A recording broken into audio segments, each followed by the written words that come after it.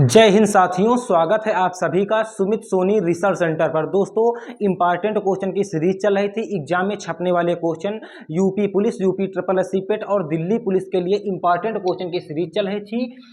GK महत्वपूर्ण प्रश्न, SSC previous year question. दोस्तों, इस बोर्ड पर हम जो भी क्वेश्चन लाते हैं और इसके मतलब एक क्वेश्चन के बाद जो 8-10 क्वेश्चन आपको एक्स्ट्रा बताते हैं, सारे के सारे क्वेश्चन दोस्तों एसएससी के प्रीवियस ईयर एग्जाम में पूछे गए हैं। ठीक है दोस्तों, तो स्टार्ट करते हैं। क्या पहला क्वेश्चन दोस्तों, धनुर्वेद किस वेद का उपवेद है? दोस्तों, क्या ये जो दोस्तों धनुर्वेद है ये किस वेद का उपवेद है? दोस्तों, Samaveda A option, B option है दोस्तों ऋग्वेद, सी है दोस्तों यजुर्वेद और डी है अथर्ववेद। क्या हो सकता है दोस्तों इसका सही आंसर? धनुर्वेद किस वेद का उपवेद है? दोस्तों, क्या हो सकता है दोस्तों इसका सही आंसर? धनुर्वेद किस वेद का उपवेद है? दोस्तों, इसका सही आंसर है यजुर्वेद। यजुर्वेद का दोस्तों क्या है? यजुर्वेद का उपवेद है दोस्तों क्या? धनुर्वेद। क्या दोस्तों? धनुर्वेद। अब दोस्तों अगर बात की जाए सामवेद की, तो सामवेद का दोस्तों उपवेद है गंधर्व वेद। क्या दोस्तों? गंधर्व वेद। ठीक है दोस्तों, गंधर्व वेद है।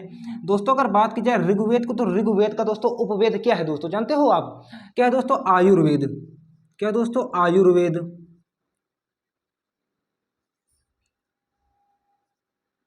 अब दोस्तों अगर बात की जाए अथर्ववेद की, तो अथर्ववेद का दोस्तों उपवेद क्या है दोस्तों? अथर्ववेद का दोस्तों, अथर्ववेद का है शिल्पवेद।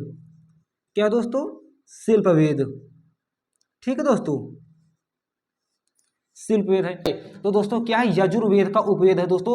अब दोस्तों अगर बात करें सामवेद का उपवेद कौन सा दोस्तों? गंधर्ववेद। ऋग्वेद का दोस्तों कौन सा? आयुर्वेद। और दोस्तों वेद की बात की जाए तो शिल्पवेद है। ठीक है दोस्तों, अब दोस्तों बात करते हैं ऋग्वेद से संबंधित कुछ महत्वपूर्ण क्वेश्चन जो बार बार एग्जाम में छपते हैं। जैसे दोस्तों ऋग्वेद में कुल कितने मंडल हैं? दोस्तों कई बार एग्जाम में क्वेश्चन पूछा गया, तो ऋग्वेद में दोस्तों क्या 10 मंडल है। ठीक है दोस्तों ऋग्वेद में कुल कितने सूक्त हैं? तो दोस्तो62 क्या है? 1028 दोस्तों क्या है? सूक्त हैं। ठीक है दोस्तों, अगर बात की जाए ऋग्वेद में कुल कितने श्लोक हैं? तो दोस्तों क्या है? 10,562 दोस्तों क्या है? श्लोक हैं। दोस्तों कई बार एग्जाम में क्वेश्चन पूछा गया है कि जो गायत्री मंत्र है वो ऋग्वेद के किस मंडल में है? क्या दोस्तों? गायत्री मंत्र जो है ऋग्वेद के किस मंडल में है दोस्तों? तो कौन सा दोस्तों? तीसरे मंडल में। ठीक है दोस्तों, तीसरे मंडल में है। दोस्तों कई बार क्वेश्चन पूछा गया है कि ऋग्वेद के ऐसे कौन से 2 मंडल हैं जो दोस्तों जिन्हें गोत्र मंडल कहा जाता है? क्या? जिन्हें गोत्र मंडल कहा जाता है। ऋग्वेद के ऐसे कौन से 2 मंडल हैं जिन्हें गोत्र मंडल कहा जाता है दोस्तों? तो दोस्तों एक है दोस्तों कौन सा? तीसरा, और दोस्तों एक है 7वां। ठीक है दोस्तों, तीसरा और 7वां ऐसे कौन से हैं दोस्तों? इन्हें दोस्तों तीसरे और 7वां मंडल एक ऐसा है दोस्तों, ये दोस्तों गोत्र मंडल के रूप में जाने जाते हैं। एक बार दोस्तों अच्छे से रिवीजन कर लेते हैं। धनुर्वेद किस वेद का उपवेद है दोस्तों? तो क्या हो सकता है दोस्तों इसका सही आंसर? धनुर्वेद दोस्तों यजुर्वेद का उपवेद है। सामवेद का दोस्तों उपवेद दोस्तों कौन सा है? गंधर्ववेद। ऋग्वेद का दोस्तों आयुर्वेद है और अथर्ववेद का शिल्पवेद है। दोस्तों अगर ऋग्वेद के स्पेशल बात की जाए तो 1028 सूक्त होते हैं, श्लोक 10,562 दोस्तों इसमें क्या होता है? श्लोक होते हैं। गायत्री मंत्र दोस्तों तीसरे मंडल में है। और दोस्तों गोत्र मंडल की बात की जाए तो तीसरे और 7वें दोस्तों क्या होते हैं? गोत्र मंडल इन्हें कहा जाता है। चलते हैं सेकंड क्वेश्चन की ओर। बुरी आत्माओं से बचने के लिए, क्या दोस्तों? बुरी आत्माओं से बचने के लिए मोपिन त्योहार किस राज्य में मनाया जाता है?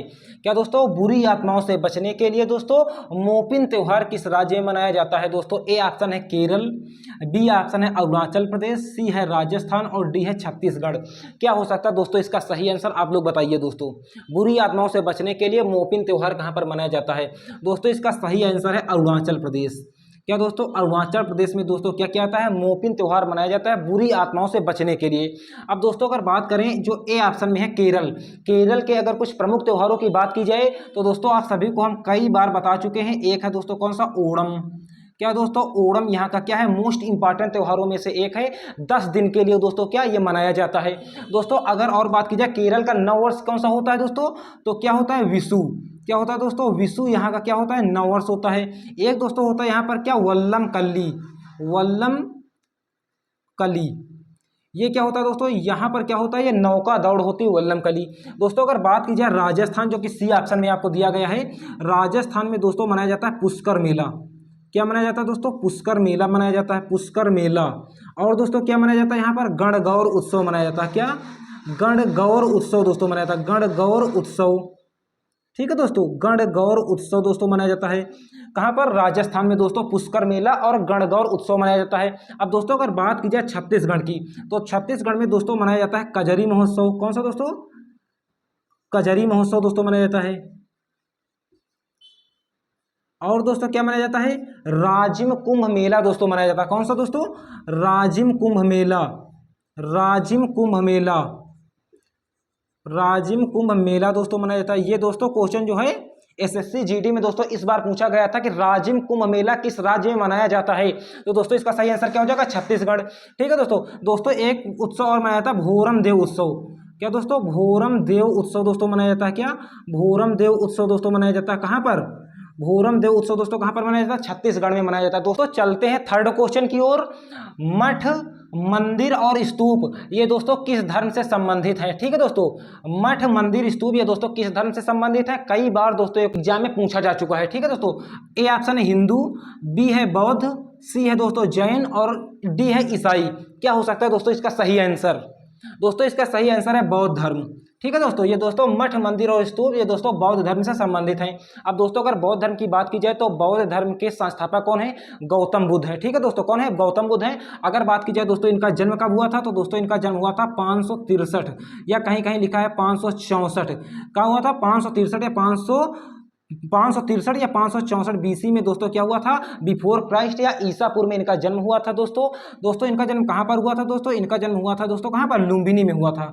कहाँ हुआ था दोस्तों? लुम्बिनी में इनका क्या हुआ था? जन्म हुआ था दोस्तों। अगर बात की जाए दोस्तों क्या, अगर बात की जाए दोस्तों इनकी मृत्यु कब हुई, तो दोस्तों इनकी मृत्यु हुई थी 483 बीसी में। ठीक है दोस्तों। बीसी मतलब बिफोर क्राइस्ट या ईसापुर होता है। ठीक है दोस्तों। अगर दोस्तों बात की जाए सी ऑप्शन में जो जैन धर्म है, जैन धर्म की अगर बात की जाए तो जैन धर्म के संस्थापक हैं जब कौन है? ऋषभदेव। लेकिन वास्तविक संस्थापक महावीर स्वामी को माना जाता है, जो कि जैन धर्म के 24 तीर्थंकरों में से एक थे। जैन धर्म के दोस्तों 24 तीर्थंकर हुए हैं। अगर बात की जाए दोस्तों प्रथम तीर्थंकर की, तो प्रथम तीर्थंकर दोस्तों थे ऋषभदेव। और अगर बात की जाए दोस्तों 22वें, तो 22वें थे दोस्तों अरष्टनेमी। और उसके बाद 23वें दोस्तों पार्श्वनाथ थे। और 24वें दोस्तों कौन थे? महावीर स्वामी थे। कौन से दोस्तों? महावीर स्वामी थे। ठीक है दोस्तों। कौन थे? महावीर स्वामी जो थे दोस्तों कौन से? ये 24वें तीर्थंकर के रूप में दोस्तों ये जाने जाते हैं।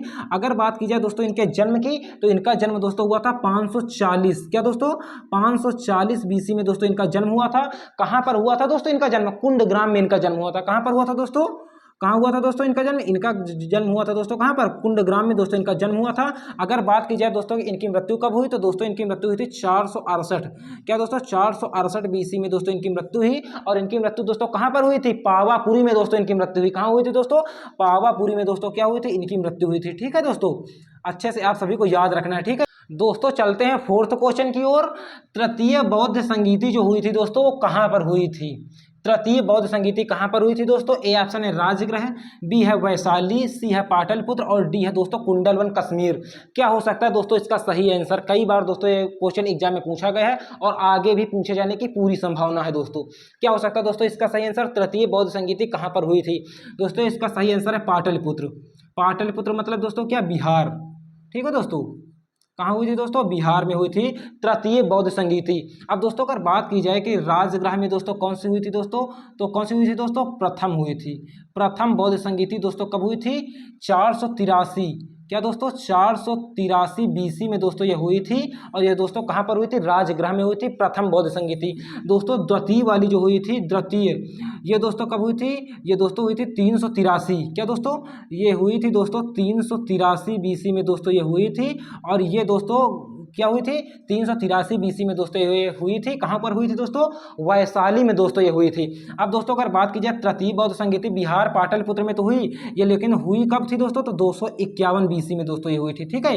अब दोस्तों चौथी की अगर बात की जाए, चौथी की, तो चौथी दोस्तों बौद्ध संगीति जो हुई थी कुंडलवन कश्मीर में हुई थी दोस्तों। और ये दोस्तों कब हुई थी? ये दोस्तों हुई थी 72 AD में। कब हुई थी दोस्तों? 72 AD में दोस्तों ये हुई थी। अब दोस्तों इससे क्वेश्चन कई बार पूछा जाता है कि प्रथम बौद्ध संगीति के समय कौन से राजा थे, द्वितीय में कौन थे, तृतीय में कौन थे और चतुर्थ में कौन थे, सारे के सारे आज देख लेते हैं दोस्तों। क्या है, प्रथम बौद्ध संगीति के समय दोस्तों कौन से दोस्तों, अजात शत्रु दोस्तों हुआ करते थे। कौन, अजात शत्रु दोस्तों हुआ करते थे। ठीक है दोस्तों, अजात शत्रु दोस्तों हुआ करते थे। द्वितीय में दोस्तों हुआ करते थे कालाशोक, तृतीय में अशोक और दोस्तों अगर चतुर्थ की बात की जाए तो कनिष्क हुआ करते थे। ठीक, क्या हुआ करते थे दोस्तों, कनिष्क राजा हुआ करते थे।